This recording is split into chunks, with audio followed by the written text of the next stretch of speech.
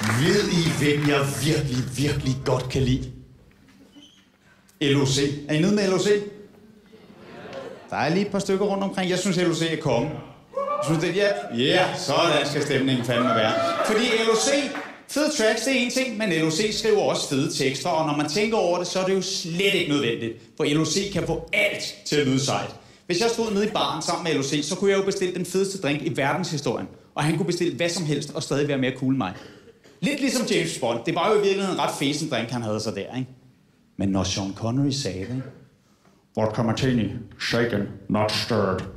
Sådan en skal jeg også have. Den er ybergay, men giv mig en.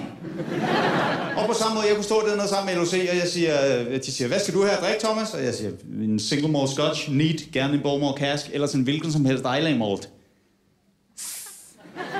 Medium cool. Hvad skal du have, LOC? Kærnemælk. Hvor er du gangster.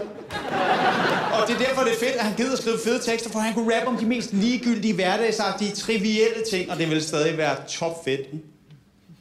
Min navn er LOC, og jeg bor i en ghetto. Og når jeg køber ind, går jeg gerne i Netto. Det er lige om hjørnet, og jeg sparer flere tusind i forhold til at købe de samme ting i brusen.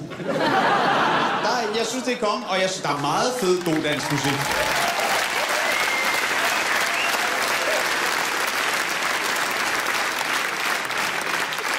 Kan I lide Volbeat?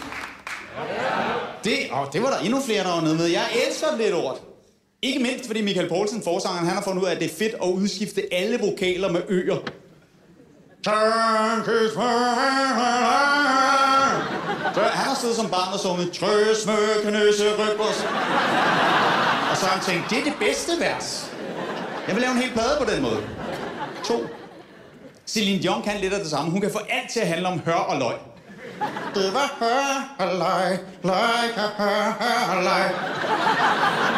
Okay. Hør og løg.